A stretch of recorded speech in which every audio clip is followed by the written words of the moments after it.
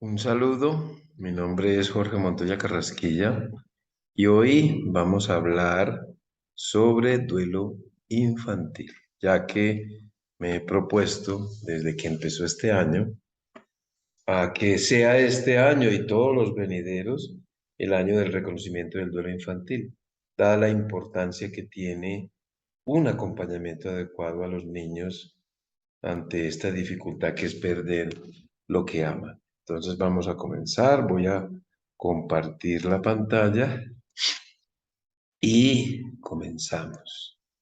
Duelo infantil, generalidades, 2022 año del reconocimiento del duelo infantil. Y vamos a comenzar por decir algo que cada vez que lo escucho me duele un poquito el estómago, cuando la gente dice que los niños son resilientes. Y la verdad es que si miramos bien la resiliencia, como dice ahí, si bien la resiliencia es la capacidad que tiene una persona para superar circunstancias traumáticas y adaptarse a las situaciones adversas con resultados positivos, y esta recuperación se sustenta en la disponibilidad de recursos internos y externos suficientes para lograrlo, las pérdidas en la infancia ocurren en un contexto de muy pobres habilidades cognitivas y sociales. No tienen recursos para defenderse. Mientras logran adquirir tales estrategias, solo disponen de un apego seguro como la fuente más importante de aquella, pero el apego seguro solo es una pequeña parte de lo que es la resiliencia. No tienen recursos. Lo que pasa es que los niños utilizan una estrategia que llamamos nosotros los bloques congelados de tiempo, que simplemente apartan de su realidad lo que les está sucediendo si consideran que no tienen herramientas suficientes para afrontar esa circunstancia, como vamos a ir viendo pues en su momento. Eso sí, una de las cosas que tenemos que tener claras es que la pérdida en sí no es tan traumática como puede serlo el hecho de que quienes rodeamos a los niños no sepamos acompañarles. Eso sí que les va a hacer bastante daño. Por muy traumática que sea la circunstancia, eso será menos traumático que el no saber hacer, eh, no saberles acompañar en sus procesos. El impacto de las pequeñas pérdidas en nuestro mundo personal, la forma en que reaccionamos y el cómo los demás reciben la forma en que nos expresamos, así como las estrategias que utilizamos o que los demás nos presentan, van a influir notablemente en la forma en que abordaremos aquellos grandes duelos que la vida nos va a poner por delante. Así, nunca desprecies esos pequeños duelos a los que diariamente la vida te expone. Son maravillosos ejercicios que buscan prepararte para lo que se viene. Así, cuando uno de sus niños tenga una pérdida, siéntense a su lado y díganle, mira, Juanito, en estos momentos cuando nos sentimos así de tristes por haber perdido algo, yo he aprendido que es bueno llorar, que es bueno dibujar, que es bueno hacer ejercicio, que nos sirve eh, distraernos, que escribir, si es que tú sabes escribir, lo que se siente, especialmente un diario de duelo, que la silla vacía, y le explicamos qué es eso de la silla vacía. Sentémonos a su lado a explicarles, a enseñarles más bien algunas estrategias de afrontamiento para que ellos vayan aprendiendo e incorporando en sus vidas estas estrategias que en un futuro les van a servir. Bueno, pues para comenzar y atender el duelo infantil, primero reconozcamos los diferentes tipos de pérdidas que se pueden vivir en la infancia. Hay aflicción por todo lo que se pierde y se desea que retorne, así sea una pequeña parte del objeto perdido. Por ejemplo, un diente, un juguete, la madre, una mascota o la dignidad y el respeto. La pena, o sea, el duelo, es una constante de la existencia humana, de ahí que sea tan importante y que nos marca tanto un acompañamiento inadecuado de las pérdidas. Durante la niñez, las situaciones de congoja, de duelo, de aflicción pueden clasificarse en una de las siguientes categorías. Pérdidas relacionales que enseguida miraremos, de objetos externos, ambientales, del sí mismo, relacionadas a habilidades y destrezas, relacionada a los hábitos y del futuro protección del mundo de los adultos. Las pérdidas de nosotros, los grandes, también se pueden mirar desde esa perspectiva, pero en los adultos la clasificación suele ser en esa que ustedes ven ahí, pérdidas somáticas, psicológicas y sociales. Por su parte, también todas las pérdidas pueden ser clasificadas en pérdidas ritualizadas y pérdidas no ritualizadas. En nuestra cultura por excelencia, la pérdida ritualizada es la muerte. Pocas otras cosas se ritualizan, de tal manera que casi todos los otros duelos que vivimos, a diferencia de la muerte, son no ritualizados. También hay pérdidas primarias y pérdidas secundarias que están ligadas a la pérdida primaria. Por ejemplo, yo puedo perder a una persona que cumplía muchos roles en mi vida. La pérdida primaria sería la persona. Las pérdidas secundarias son todos los otros roles que esa persona cumplía, como de compañero, amigo, confidente, guía, protector, etcétera, etcétera.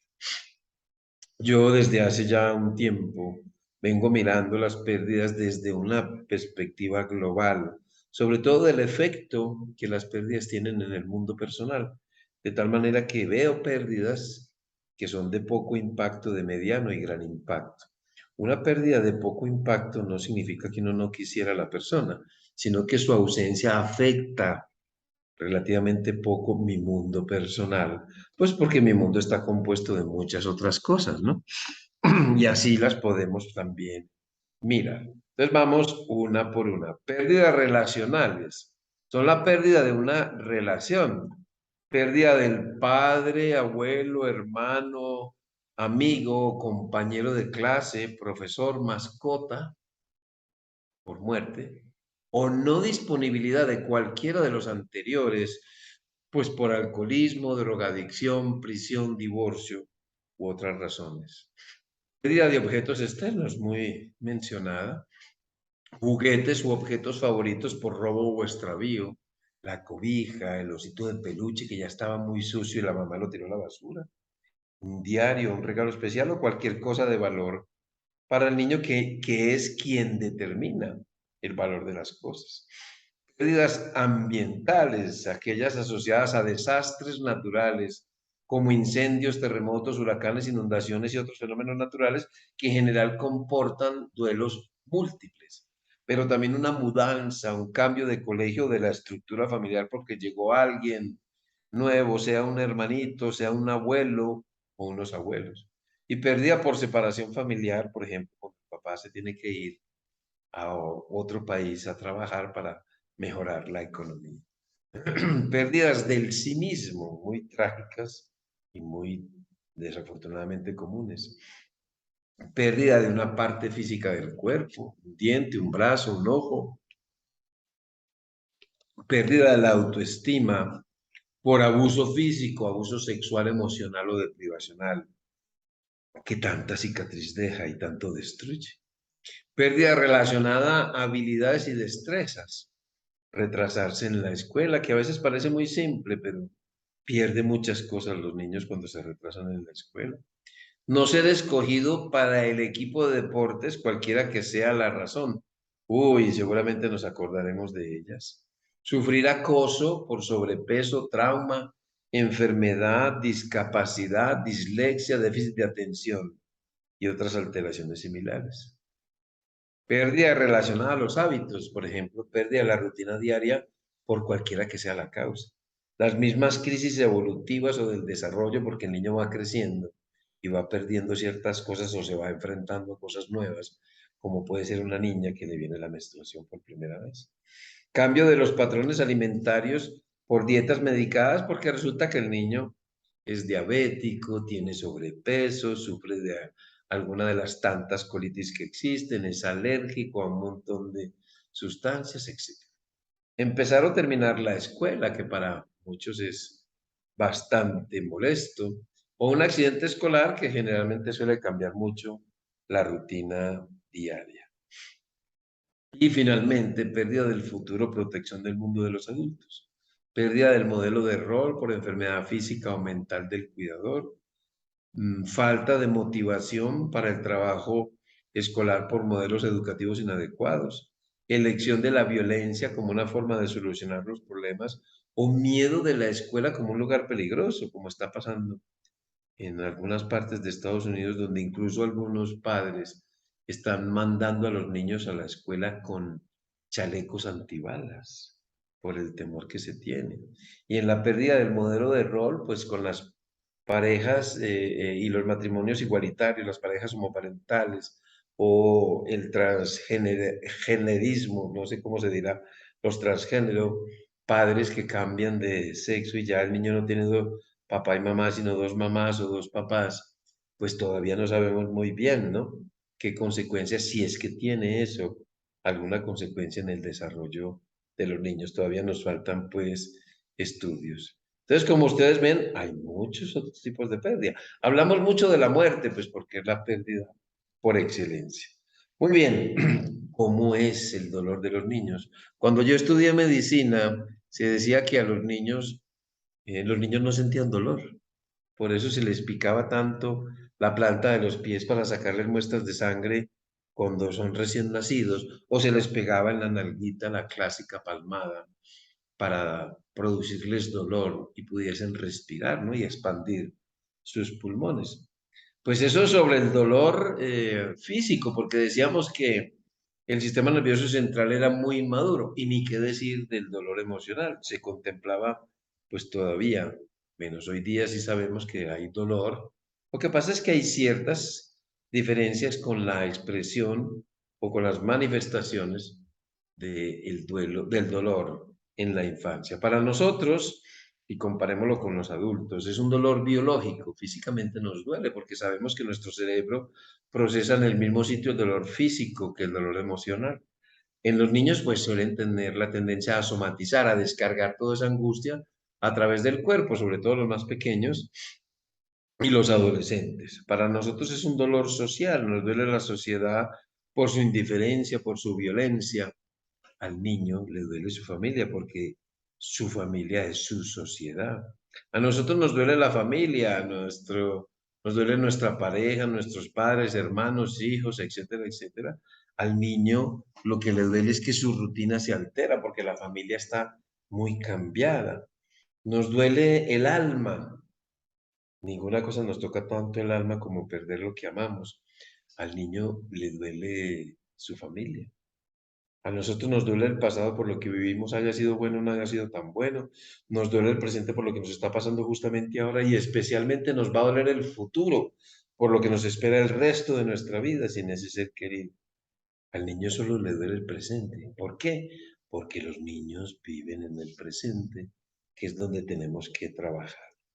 Pero también, así como existen factores que modifican la expresión del dolor en los adultos, esos mismos factores también se pueden manifestar o alterar las manifestaciones en la infancia con ciertas matizaciones, como vamos a ver.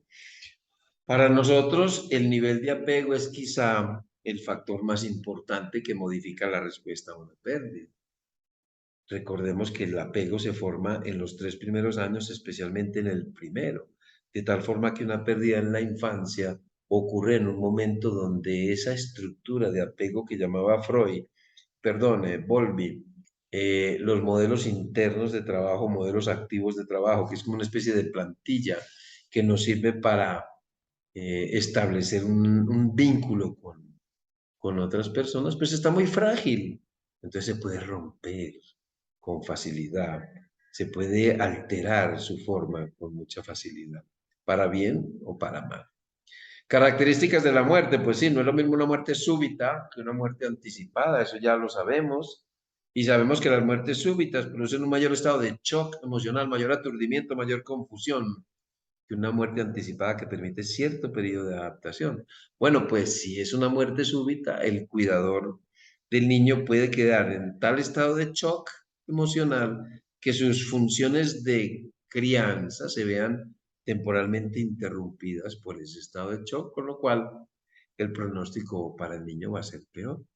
La personalidad, por supuesto, todos somos distintos, cada uno se recupera según su propio estilo y a veces los hombres y las mujeres lo hacemos un poquito diferente, ¿no? Con ese famoso modelo canadiense del modelo macho man, que establece pues esas características, aunque sea un estereotipo, que los hombres pues controlamos mucho las emociones, que no las dejamos salir, que hay que seguir para adelante, etcétera, etcétera. Y este modelo macho mal comienza en la infancia. A ver, niño, los niños no lloran pues, así que tranquilito, que eso es de niñas. Todavía se escucha eso. En los niños pues el carácter va a ser quien marque también su respuesta y el carácter es una parte de la personalidad porque la personalidad apenas se forma alrededor de los 6 años, con lo cual una pérdida alrededor de esta edad pues también puede alterar la estructura de su personalidad como veremos ahorita. Participación en el cuidado del familiar, pues sí, nosotros sabemos que cuidar a alguien durante mucho tiempo es extremadamente agotador y puede dejar a la persona tan cansada que a la hora del fallecimiento no le salga nada. Eso puede afectar mucho el proceso del duelo y, sin embargo, pues sabemos también que si el cuidado fue más breve, en general menor de 6 meses, eso va a tener un efecto positivo en nuestro proceso de recuperación, porque al menos nos puede quedar un sentimiento de satisfacción, de gratitud, de haber hecho algo por el otro. Eso no nos va a quitar el dolor, pero sí nos ayuda en el proceso de recuperación. Los niños, sabemos que los niños a los que se les hace partícipes de los cuidados de su familiar con funciones que sean acorde a su edad y a su voluntad de participar, tendrán duelos menos complejos que aquellos a los que se les excluye. Disponibilidad de recursos internos y externos en nosotros es evidente. Sabemos que los mejores resultados se dan cuando utilizamos tanto los recursos internos como los recursos externos. En los niños recordemos que hay una total dependencia de los recursos externos que somos nosotros. Interferencias en la comunicación, por supuesto, la muerte afecta mucho la forma en que nos comunicamos y a veces es esta situación tan común de yo no lloro delante del otro para que el otro no se angustie más y no lloramos entre todos que para no angustiarnos más y cada uno se traga sus cosas. Esa alteración en la comunicación puede producir un aislamiento del niño, excluirlo de los canales normales de comunicación y llevar a un duelo muy solitario con todas las consecuencias que eso puede traer. Entonces el niño se queda callado también. Crisis concurrente, tener otro problema o problemas que la vida trae, porque la vida no da pausa, sigue trayendo problemas. Pues si son muchos los problemas, las crisis concurrentes, se puede colapsar la capacidad de afrontamiento del cuidador, con lo cual pues habrá peor pronóstico para las manifestaciones de duelo de ese niño. Rol del fallecido. Bueno, pues sabemos que cuanto más roles cumpla una persona en la vida de un niño, pues va a ser mayor dependencia y va a haber más dificultades en su propio proceso. Lo mismo pasa en los adultos. Las pérdidas secundarias son esas pérdidas asociadas a la pérdida primaria, por ejemplo. Un niño que pierde a su papá que lo levantaba todos los días por la mañana, le preparaba el desayuno, las lonches, lo llevaba a la escuela, lo recogía, jugaba balón con él, le compraba helado, llegaba a la casa y le ayudaba con las tareas y por la noche le contaba un cuento.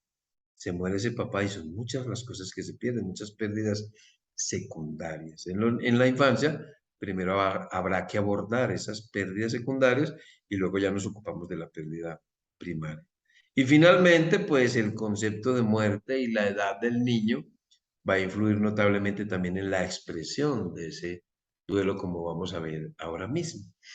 Aunque si ustedes se ponen a leer sobre duelo infantil, van a encontrar que los autores mencionan distintas edades y termina uno súper enredado y mareado de tantos números, sí sabemos más o menos, o llegamos a un acuerdo más o menos general, de que antes de los 4 años los niños no tienen ni idea de lo que es la muerte, a pesar de que pueden repetir como loritos lo que escuchan. Y ustedes saben que hay una gran diferencia a que un niño repita algo a que realmente entienda lo que está repitiendo.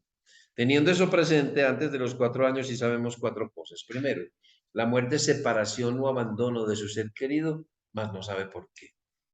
Segundo, se altera mucho la rutina. Hay gente rara, con ruidos raros, olores raros, conductas raras, etcétera, etcétera. Y finalmente, la muerte, a lo que primero es comparado, es que lo que está muerto no se mueve, porque el niño ha visto insectos muertos, animalitos muertos y sabe que eso no se mueve. Pues muerte es inmovilidad y vida es movimiento. Por eso la manifestación más llamativa del duelo infantil es la inquietud. que de hecho se parecen mucho a un déficit de atención con hiperactividad, porque se vuelven súper inquietos. Entonces, teniendo eso presente, ¿qué hacemos con los niños más pequeños? Pues intentemos mantener la rutina como era, lo más parecido a como era antes del fallecimiento. Y segundo, pues hagámoslos mover, porque si necesitan moverse, pues involucrémoslos en actividades donde estén brincando, saltando, corriendo, etc.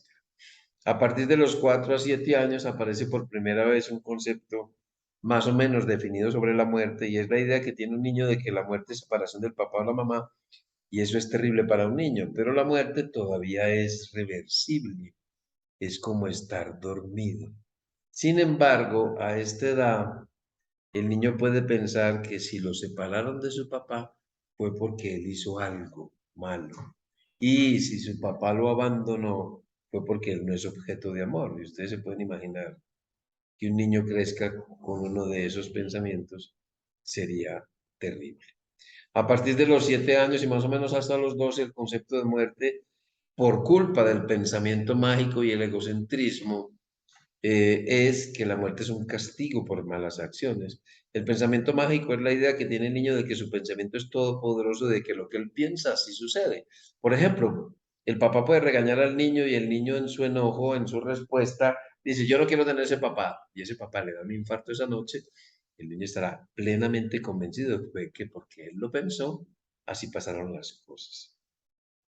Nunca deberíamos de permitir que un niño crezca pensando que algo que él dijo o no dijo, hizo o no hizo, pensó o no pensó, tuvo que ver con el fallecimiento de su ser querido, porque además del pensamiento mágico se añade el egocentrismo, que es la sensación que tiene el niño de que todo gira alrededor de él, todo tiene que ver con él, y él es un agente causal de lo que pasa en su mundo. Ya a partir de los 12 años se adquiere el concepto que tenemos los adultos, eso en parte gracias a los trabajos de Piaget, que nos recordó que el pensamiento abstracto se logra alrededor de los 12 años y la muerte es un concepto extremadamente abstracto. Por otra parte, la muerte como concepto abstracto está compuesto de 5 subconceptos, que son los que ustedes ven ahí. La muerte es irreversible, inevitable, permanente, universal, que significa que todo lo que está vivo se muere, y no funcional, que significa que cuando una persona muere el cuerpo ya no funciona, ya no tiene frío, ya no tiene calor, ya no tiene que ir al baño, ya no tiene que hacer tarea, no tiene que tomar refresco, etcétera, etcétera. Y esos 5 subconceptos no se adquieren todos de una vez. Con el primero que solemos trabajar es el de la muerte como concepto no funcional. Y el último que logran los niños es el de permanente, ¿no? El del para siempre, de que esto sucede para siempre, que se logra alrededor de los 10 o 12 años en la mayoría de los niños. A medida que el niño va creciendo, va adquiriendo paulatinamente cada uno de los 5 subconceptos que componen la muerte hasta adquirir una idea adulta de la muerte. Por ello, al referirse al hecho de que el niño debe asumir la muerte, tenemos que preguntarnos a qué muerte se hace referencia. ¿A la de ese niño que ha logrado un subconcepto, o a la del niño que ha logrado 2, 3, 4 o los 5 subconceptos? Por ello, antes de tomar una dirección en particular en lo que respecta al duelo del niño, se deberán investigar los subconceptos logrados por este. De lo contrario, el niño puede no entender lo que se le dice o incluso puede hacérsele daño.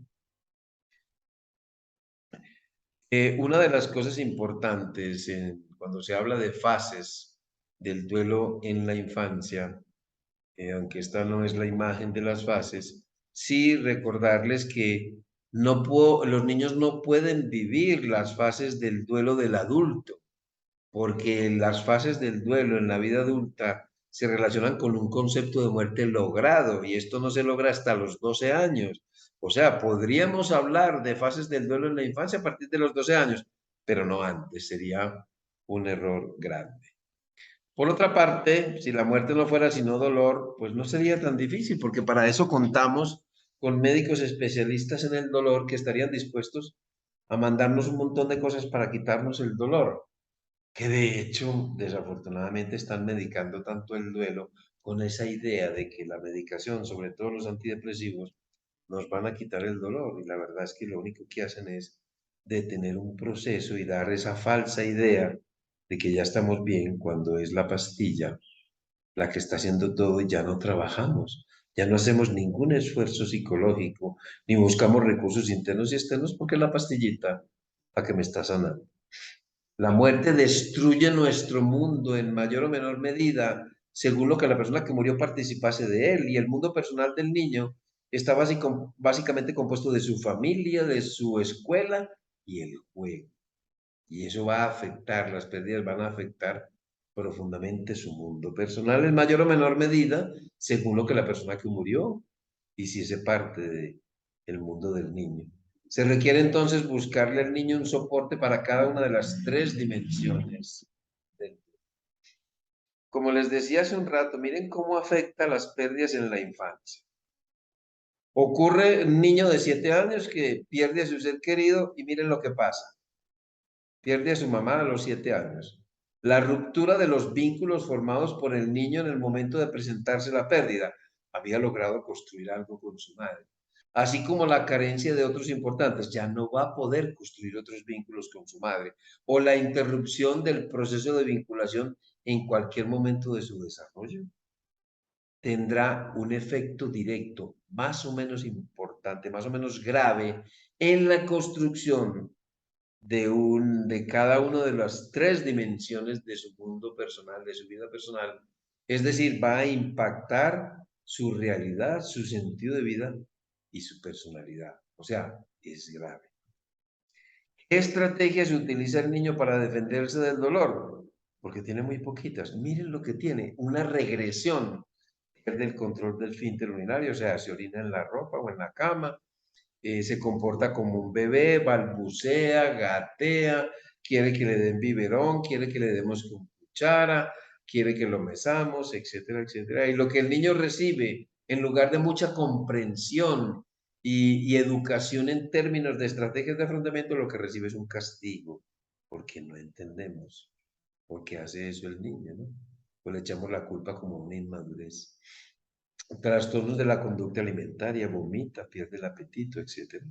Trastornos del sueño, en particular pesadillas, donde está expresando esa angustia, inquietud, como les decía, inquietud psicomotriz, se mueve mucho, se vuelve muy inquieto. Y una conducta desorganizada que veremos un poquito más adelante.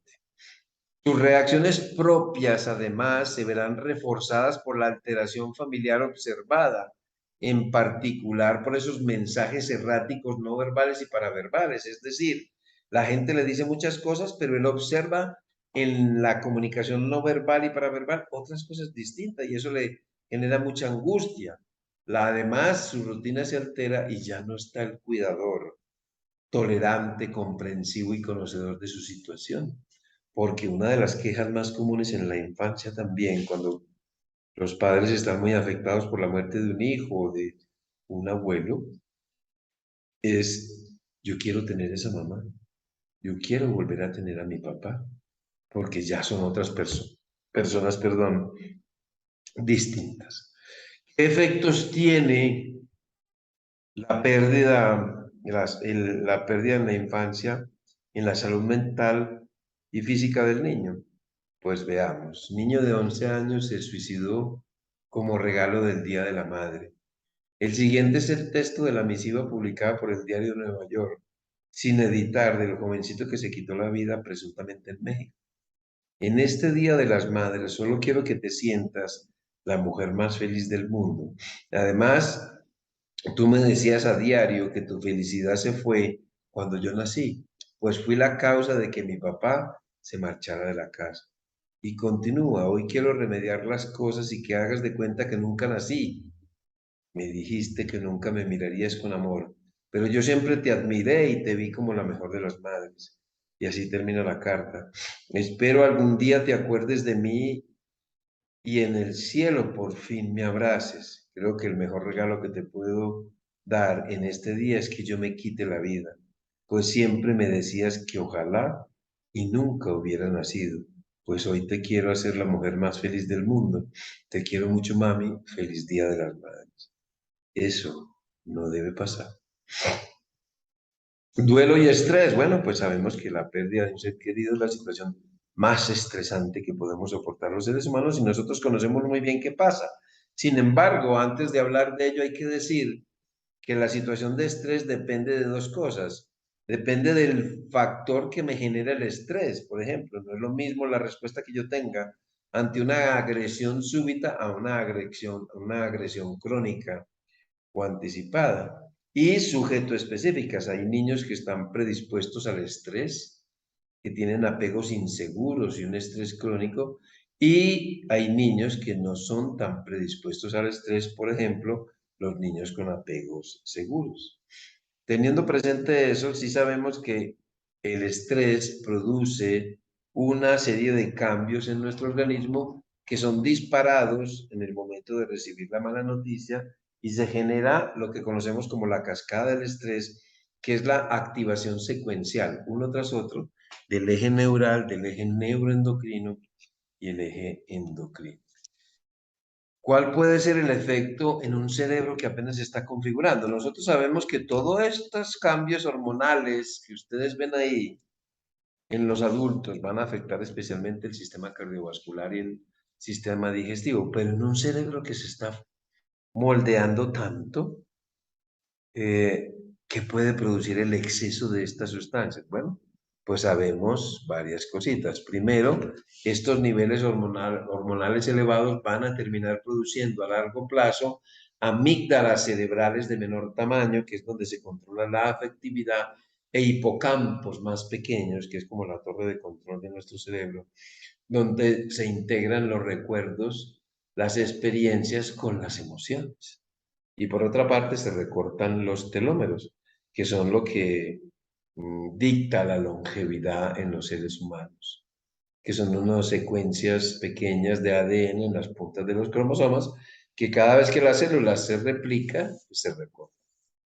Esto significa que niños sometidos a estrés crónico, como el duelo, serán niños, jóvenes y adultos con una pobre integración de las emociones, pobre valoración del significado emocional de las experiencias, pobre control de las emociones y sentimientos, pobre inhibición de conductas erráticas y pobre generación y recuperación de recuerdos. Además, serán personas con una errática vinculación de contenidos con ciertos valores positivos o negativos, con incapacidad para generar respuestas adecuadas de satisfacción o miedo, y serán personas que van a vivir menos por el recorte en los telómeros. O sea, es grave el asunto. La aflicción del niño, ¿cómo manifiesta el niño su tristeza? Que sabemos que la manifiesta, por supuesto. La característica una de las características más llamativas del duelo infantil es que sus manifestaciones son breves, intensas y recurrentes. Es decir, el niño no tolera la tristeza durante mucho tiempo, entonces lo hace de esa manera, breve, intensa y recurrente, y las muestras de su aflicción se manifestarán más frecuentemente en su comportamiento jugando o con el dibujo. Algunos de los fenómenos más destacables de su aflicción, particularmente en los más grandecitos, porque sabemos que en los más pequeños, lo más llamativo son las alteraciones del comportamiento, o sea, la inquietud y las alteraciones del comportamiento del tipo que veremos ahorita más adelante. Pero los niños también sufren de incredulidad, los más mayorcitos. Se trata de una de las primeras respuestas a la pérdida. El niño no cree lo que le está pasando. Esto no puede pasarle a él. Es un error. Así el niño se va a mover entre periodos de aceptación y de negación, según lo considere oportuno o necesario para su nivel de angustia. Y la forma más fácil de procesar esta incredulidad es en su juego, como por ejemplo dos muñecos. Se murió, no se murió, se murió, no se murió, intentando procesar eso. Los niños también sufren de anulación psíquica, que es un fenómeno temporal en donde la capacidad de comprensión se ve alterada y el niño para su interacción con el medio está sujeto a los estímulos que le aportan sus sentidos. Es decir, el niño se vuelve muy sensible a lo que observa, a lo que ve, a lo que escucha, al tono de voz del adulto que se comunica con él.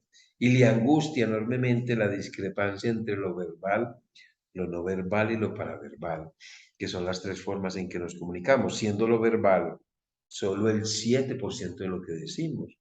Lo que le estamos diciendo a las personas cuando nos comunicamos con ellas el 93% es con gestos, con el movimiento de las cejas, de la expresión de los ojos, de las manos, de la cabeza, etc. Y paraverbal, que es el tono de la voz o la velocidad con que hablamos, para que lo tengan presentes.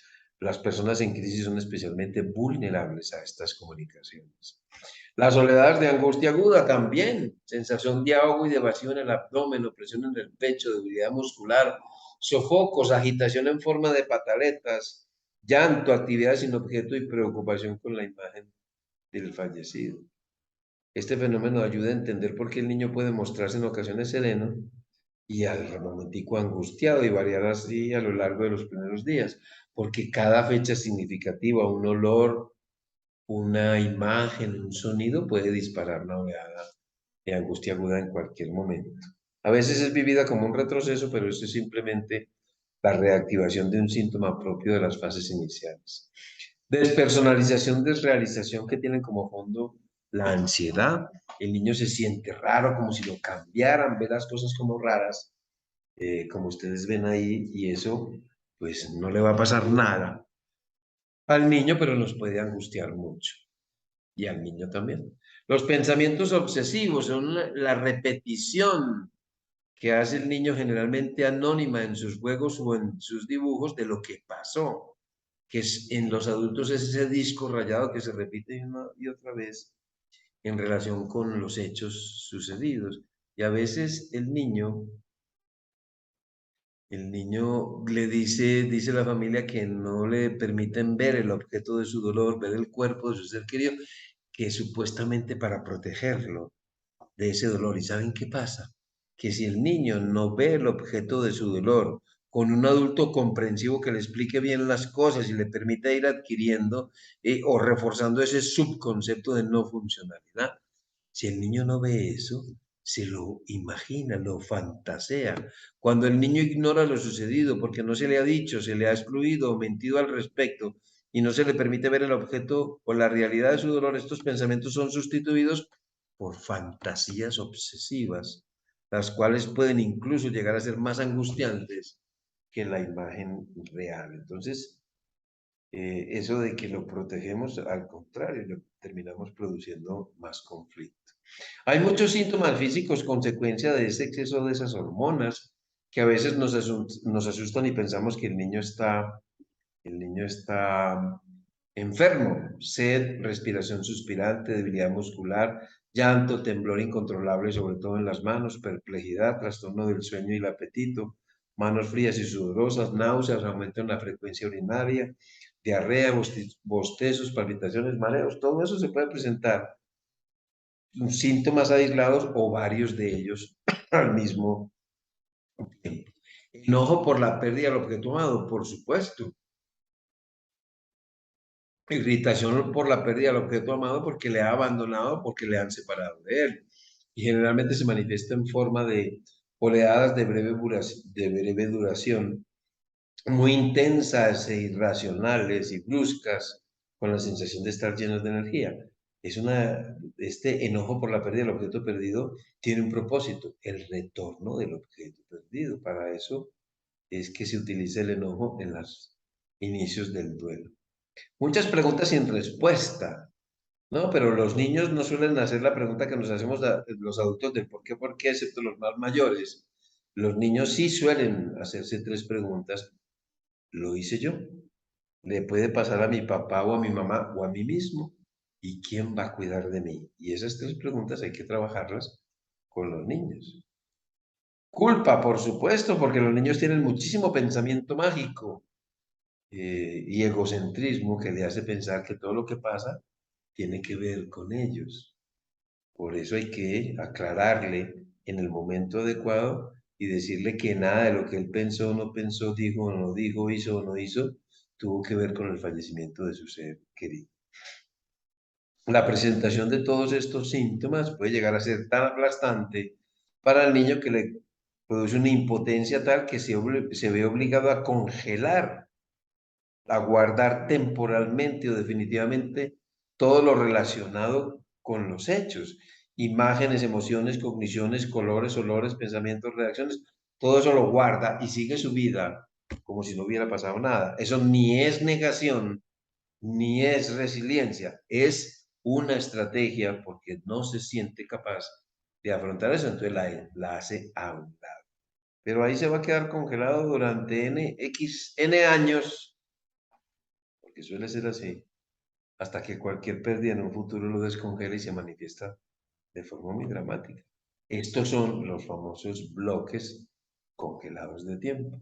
Los bloques congelados de tiempo hacen referencia a la estrategia mediante la cual el niño literalmente congela síntomas físicos y estímulos sensoriales, reacciones cognitivas, emocionales y comportamentales generados por las situaciones estresantes cuando el niño no se siente capaz de afrontar la situación. Esto lo obliga al niño posterior adulto a gastar parte de su energía vital en mantener el congelamiento de lo vivido.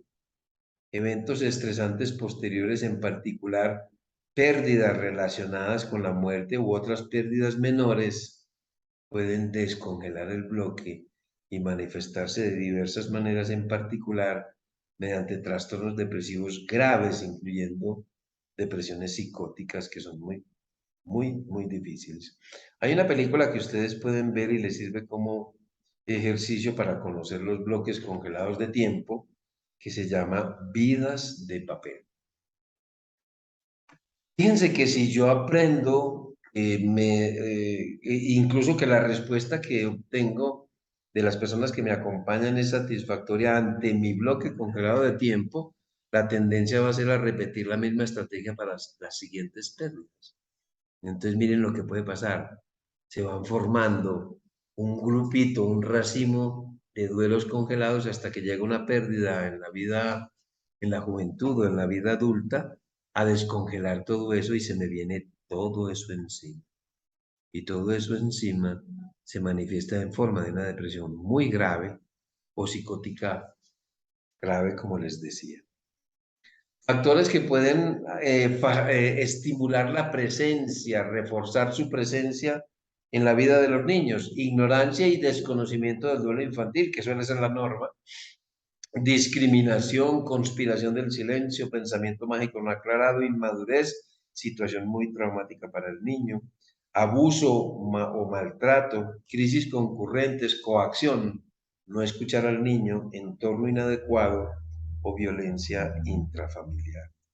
Factores que pueden dificultar su presencia, que son de alguna manera protectores de los bloques congelados de tiempo, son conocimiento y atención plena del duelo infantil, comunicación abierta, sin barreras y acorde a la edad del niño, pensamiento mágico aclarado, madurez del niño, situación diaria no traumática, afecto y cariño, tiempo y disponibilidad, escucha atenta, entorno adecuado a las necesidades del niño y un juego familiar compartido. ¿Hasta cuándo entonces habría que acompañar a un niño que tiene una pérdida en la infancia? En mi opinión y en mi experiencia, por lo menos hasta que se acabe la adolescencia, a los 24 o 25 años. Eso no significa que vaya a ir cada 8 días.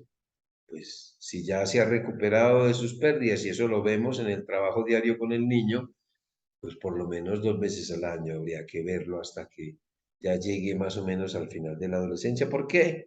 Porque es la época en que más se descongelan los bloques congelados de tiempo y si no relacionamos que lo que el niño está presentando ahora, lo que el muchacho está presentando ahora, es que esa pérdida se está descongelando, pues entonces se va a manifestar en un entorno que ignora totalmente esto y va a tener el rótulo del resto de vida de trastorno depresivo mayor o cualquier otro rótulo, ¿verdad? O hay un suicidio o una intoxicación o abuso de sustancias, lo que sea, ¿no? Porque hay muchas formas en que se puede descongelar y lo van a ver en esa película que les recomiendo. Alteraciones conductuales en el niño también muy ignoradas. Veamos. Para mí, el más grande simulador de los trastornos de conducta en la infancia y la adolescencia es un duelo no acompañado. Vamos a ver entonces lo que son el síndrome del niño bueno, síndrome del niño malo, síndrome del niño psicosomático, síndrome del niño matón, síndrome del niño payaso y síndrome del niño cerebrito y el trastorno mixto. Dos cosas primero, que son las circunstancias especiales para que se expliquen por qué pueden presentarse estas alteraciones. Primero, una culpa no aclarada, que le hace pensar al niño de que lo que pasó es culpa de él. Y la soledad o percepción de soledad del niño que no se le acompaña en su duelo. Esas dos circunstancias se relacionan con lo que les voy a explicar. Culpa no aclarada con síndrome del niño bueno, síndrome del niño malo y síndrome del niño psicosomático. Y soledad o percepción de soledad en su duelo con el síndrome del niño payaso, síndrome del niño matón y síndrome del niño cerebrito. Veamos, ¿sí? ¿Qué es el síndrome del niño bueno? Es el niño que todo lo hace bien, que se esmera visiblemente por hacer todo a gusto de los adultos. Incluso el niño quiere prevenir o corregir la muerte. Todo ello con un fondo de culpa de demostrar a los demás que él es bueno, que él no es malo. Por eso, a raíz del fallecimiento, altera su conducta hacia eso y dice uno, ve este niño como se ha vuelto de bueno, de formalito, desde que se le murió tal persona, ignorando que tras de eso puede haber una gran culpa. Síndrome del niño malo, opuesto al anterior, el niño se porta mal, altera negativamente su comportamiento, pues merece ser castigado porque fue malo, porque en su pensamiento él cree que fue el causante de lo sucedido, entonces merece ser malo. Bueno, en el síndrome del niño bueno, si este niño sigue su pensamiento así y sigue su conducta indefinidamente y llega a ser un adulto, pues será un adulto muy frustrado porque siempre estará dándole gusto a los demás menos a él. El síndrome del niño malo, pues imagínense si este niño joven, adulto, constantemente está haciendo cosas malas, pues probablemente no llegue a vivir muchos años o lo metan a la cárcel. Síndrome del niño psicosomático es el niño que transforma toda su vida emocional y su culpa en enfermedad y comienza a expresar multitudes de quejas que llevan a múltiples consultas, procedimientos y exámenes médicos, que los hay muchos, desafortunadamente. Síndrome del niño matón. El niño se torna agresivo, pandillero, como una forma de llamar la atención de otros y obtener una respuesta de estos, una respuesta que no obtiene para su duelo. Se trata de un llamado desesperado de atención, utilizando dos de los recursos primarios que ya conoce, la rabia y el miedo. Tampoco llegará muy lejos este muchacho. Síndrome del niño payaso. El niño actúa de forma graciosa, hace chistes, ríe contagiosamente llamando la atención sobre sí mismo, como una forma de sentirse acompañado, logrando con ello lo que en su duelo no ha logrado. Es el niño que después de un fallecimiento de un ser querido se vuelve el chistoso, el gracioso. Este niño va a crecer y va a ser un adulto que hace reír a todo el mundo, pero por dentro, profundamente triste, así como esa imagen que ustedes ven y que yo llamo el síndrome de Garrigue, en honor a el poema de Garrigue, a este actor famoso que ustedes ya conocen muy bien y que me encanta recitarlo. Viendo a Garrigue, actor de la Inglaterra, el pueblo al aplaudirlo le decía, eres el más gracioso de la tierra y el más feliz, y el cómico reía. Víctimas del spleen, la melancolía de entonces, los altos lores en sus noches, o la depresión actual, los altos lores en sus noches más negras y pesadas iban a ver al rey de los actores y cambiaban su spleen en carcajadas. Una vez, ante un médico famoso, presentóse un hombre de mirar sombrío. Sufro, le dijo, de un mal tan espantoso como esta palidez del rostro mío. Nada me causa encanto ni atractivo, no me importa mi nombre ni mi suerte, en un eterno spleen muriendo vivo y es mi única pasión la de la muerte. Viajad y os distraeréis, tanto he viajado. Las lecturas buscad, tanto he leído. Que os ame una mujer, si soy amado. Un título adquirid, noble he nacido. Pobre seréis quizás, tengo riquezas. De lisonjas gustáis, tantas escucho. ¿Qué tenéis de familia? Mis tristezas. Vais a los cementerios, mucho, mucho, porque en la época en que vivía Garrigue, siglo, no estoy seguro, siglo XVIII, XIX, el cementerio era el centro de la ciudad, y ahí iba todo el mundo. De vuestra vida actual tenéis testigos, sí, mas no dejo que me impongan yugos. Yo les llamo a los muertos mis amigos y les llamo a los vivos mis verdugos. Me deja, agregó el médico, perplejo vuestro mal, mas no debo acobardaros. Tomad hoy por receta este consejo. Solo viendo a Garrick podréis curaros. ¿A Garrick? Sí, a Garrick. La más remisa y austera sociedad le busca ansiosa. Todo el que lo ve muere de risa. Tiene una gracia artística asombrosa. Y a mí me hará reír. Así os lo juro. Él sí, nada más él, más que os inquieta. Así digo, el enfermo no me curo. Yo soy Garrick. Cambiad la receta. ¿Cuántos hay que cansados de la vida, enfermos de pesar, muertos de tedio, hacen reír como el actor suicida sin encontrar para su mal remedio? ¿Y cuántas veces al reír se llora? Nadie en lo alegre de la risa fíe, porque en los seres que el dolor devora, el alma llora cuando el rostro ríe. Si se muere la fe, si huye la calma, si solo abrojos nuestra planta pisa, lanza a la faz la tempestad del alma un relámpago triste, la sonrisa. El carnaval del mundo engaña tanto que las vidas son breves mascaradas. Aquí aprendemos a reír con llanto y también a llorar a carcajadas. Cuando Dios pesa, nuestro mundo está lleno de garriga. Síndrome del niño cerebrito. Se trata del niño que se refugia en mecanismos maduros, intelectuales, de racionalización y sublimación, pasando a tener una vida intelectual alejada de la emocional, aquella en la que no es acompañada. Hay mucho niño cerebrito también por ahí. Y finalmente el trastorno mixto, que es una mezcla de cualquiera de los anteriores, de uno con otro, de uno con tres, o una mezcolanza terrible que significa una conducta desastrosa que refleja una atención negligente del duelo infantil por parte de los adultos que le rodean. Grave, muy grave. Las tareas del duelo en la infancia, pues sí, el duelo tiene una serie de tareas que no son las mismas tareas del duelo en el adulto, por supuesto. La primera tarea comienza inmediatamente tan pronto el niño conoce la pérdida, situación que hemos visto, que tiene lugar en un contexto de limitadas habilidades cognitivas y sociales, porque la recuperación depende de la suma de mis recursos internos y externos y en la infancia la disponibilidad de recursos internos es muy pequeñita, con lo cual hay una entera y total dependencia de los recursos externos. Encontrar un adulto comprensivo, protector, consolador y conocedor de su duelo. Pero eso nunca se hace. Ustedes nunca, o yo creo que nunca han escuchado que una familia se reúna cuando tiene niños pequeños a hablar por si muere uno de los miembros de la familia, qué vamos a hacer con los niños y se decide quién los va a cuidar y ese cuidador pues que haga un curso de duelo infantil. ¿Eso lo han escuchado alguna vez? Para que la ayuda que se le dé al niño sea más efectiva. Pues no, eso no se hace. Entonces se muere alguien y se queda a cargo de los niños mientras los adultos hacen sus cosas a cargo de un cuidador que no tiene ni idea de duelo infantil. Estamos dejando a nuestros niños en las manos inapropiadas.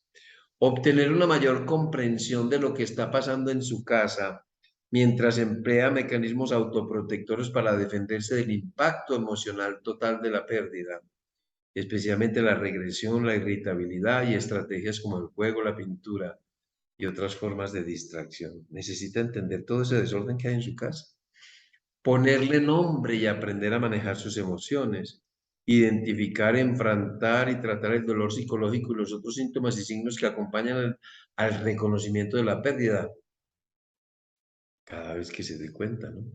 Confirmar y reafirmar su concepto actual de muerte, avanzar en su comprensión cognitiva y afectiva de la muerte, es decir, aceptar y reelaborar la pérdida y la lucha con el intenso dolor psicológico resultante cada vez que entiende uno de esos 5 subconceptos que vimos.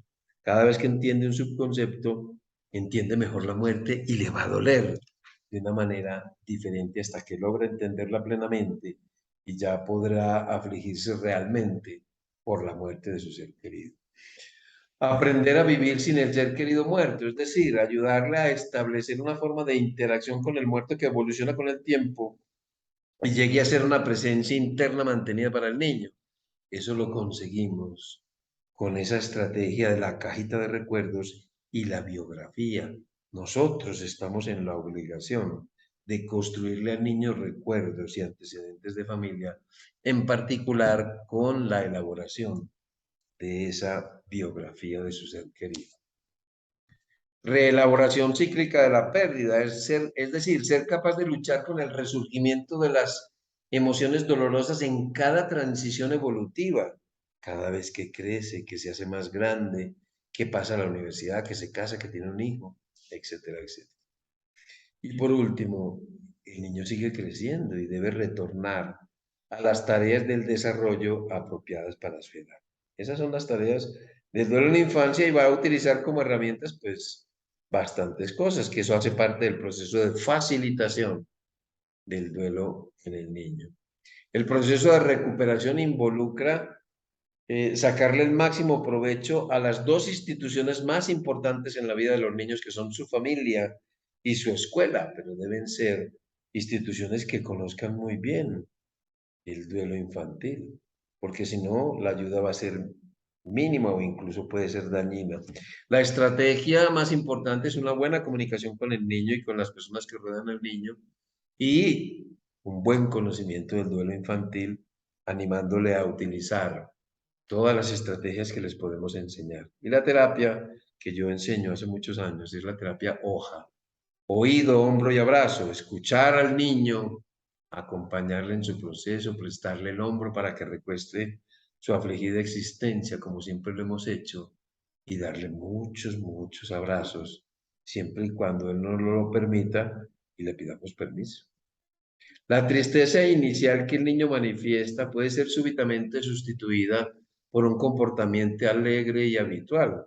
Si le damos la oportunidad, la gran mayoría de los niños terminarán tarde o temprano por discutir y manifestar su tristeza. Al aceptar y comprender que los niños se entristecen, que necesitan hacerlo para procesar sus duelos, al ayudarles a manifestarse de una forma que puedan liberar su angustia y dolor de forma positiva, se establecen las bases de un proceso de acercamiento a la muerte compartido con otros seres queridos. El niño necesita expresar su dolor. Hay que ayudarle a encontrar su forma de hacerlo. La discordancia o no correspondencia entre la comunicación verbal, no verbal y paraverbal solo aumenta sus fantasías y pensamiento mágico. No le digas mentiras. El niño no necesita que sea fácil, sino que sea posible. El niño debe aprender que es bueno preguntar para comprender la realidad de lo que le está pasando a él y a su familia. Además, el preguntar le va a permitir aclarar ese pensamiento mágico y ese egocentrismo. Cambia sus pensamientos y cambiará su mundo. Nunca deberá permitirse que piensen que se les castiga por lo sucedido, abandonándolos en su mundo de fantasía y pensamientos cargados de culpabilidad. Como decía Buda, ni tus peores enemigos te pueden hacer tanto daño como tus propios pensamientos, y esto es muy real en la infancia y en la vida adulta. Finalmente, el niño en duelo necesita tiempo y espacio para identificar lo que le pasa, para ponerle nombre a lo que siente, para recuperarse, para jugar y para aprender sobre el cómo hacerlo en compañía de adultos comprensivos, tolerantes, amorosos y conocedores de lo que le pasa y lo que le sirve para su duelo. El aula y la casa deben estar llenas de juego, de más dibujo, de más ejercicio, de menos horas de atención sostenida mirando al profesor o haciendo tareas. Necesitamos una incorporación paulatina de las actividades académicas acorde a las capacidades del niño, reconocimiento del dolor del niño, conmemoraciones personalizadas que pueda hacer en su escuela y en su casa, y el aula y la casa como grupo de apoyo y sitio seguro, y la escuela y su casa como grupo de apoyo fundamental. Pues eso es lo que quería contarles por hoy. Muchas gracias por su presencia, muy amables.